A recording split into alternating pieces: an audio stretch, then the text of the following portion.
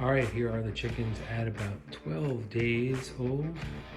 And we had to go with a new setup, which is 2 separate bins, 4 chickens per bin to give them a little more reasonable space. I have it at a distance from the window so that during the day the coop gets about 50% direct sunlight, but there's also a shaded side. It's covered with some chicken wire to prevent them from flying out, because they're at that point where they're definitely trying to fly out at this point. And I'm using about 8 CD cases tall to keep the water from having too much pine shavings in it. 3 or 4 CD cases for the feeders.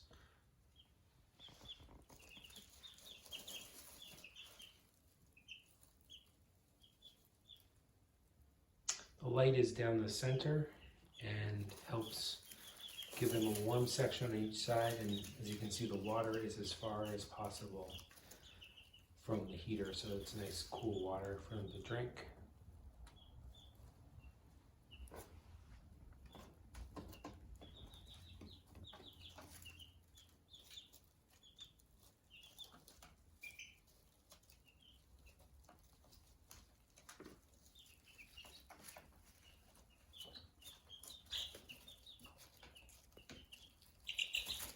One thing I didn't mention in the last video about them arriving was, before they arrived, but after I had ordered them, I got the Meyer Hatchery catalog, which is has some good stuff inside of it. So if you're not sure what you're going to order, if you're going to order from them, request the catalog first so you can read everything about the breeds. This was the basket box that they came in. I wanted to show you underneath. It comes with one of these heating pads, and that's to help keep them warm when they travel. And inside the box, which I didn't find on the first day, was this, sort of like electrolyte gel that you can add to the to their water. So they got some of that on day 2, but just something to look for when you're getting your package.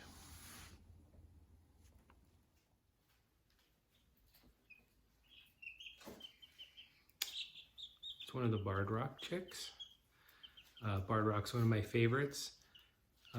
So let's see, some of the mistakes that I've made so far is putting sand in the brooder box, mixing it with the pine shavings, thinking that it would help control the smell and the, just the style of what they're into. Do maybe try to do some dust baths. They just peck at it thinking that it's food and don't know any better. The other mistake I made was one of the chicks grabbed a piece of pine that looked like a worm, and they were all fighting over it. So I was like, oh, maybe I should give them a mealworm and see what they think of that. Well, I put 3 mealworms into each one, and it just became a total fighting scene where they were trying to take it from each other and all that business. So that really wasn't the best idea at all. And they're definitely starting to scratch now. So that's why it's important to get those water feeders up higher, so when they scratch through all the pine shavings, they're not, they're just not uncontrolledly kicking it all right into the water feeder. But they're starting to get some feathers. And I heard from my friend who's making the chicken coop for us. We have a different chicken coop at our last home, which was an apartment building that we own. And that one's not going to work here. So we have a cooping build, and then I'm going to try to resurrect the run from the other chicken coop. And we'll see how that goes. So that's an update of the chicks at about 12 days.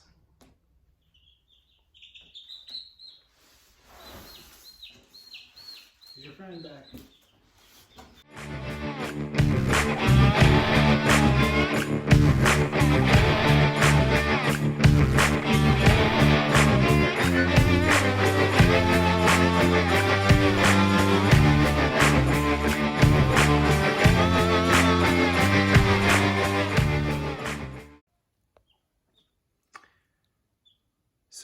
closest to us, the later one, I think, is the golden Laced Wyandotte.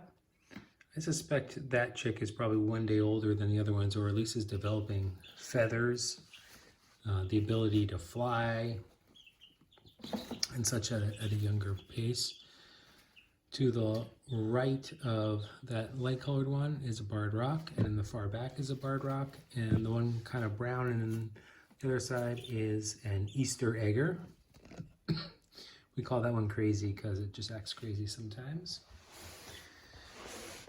And the other Easter egger on this side is the one in the far right corner, followed by the barred rock that I was just holding. This is a buff Orpington whose feathers are coming in like really rough. I was concerned at first that she was maybe getting pecked by the other ones, but after lots of observation, she seems to be fine and holding her own. I do have sticks in here, if you can almost see underneath the, hello, Easter egger. I do have sticks in here that were up higher that they could sort of roost on, but they just knocked them down, so I haven't really come up with a good plan for that. So, looking forward to week 2 and 3 with these ladies.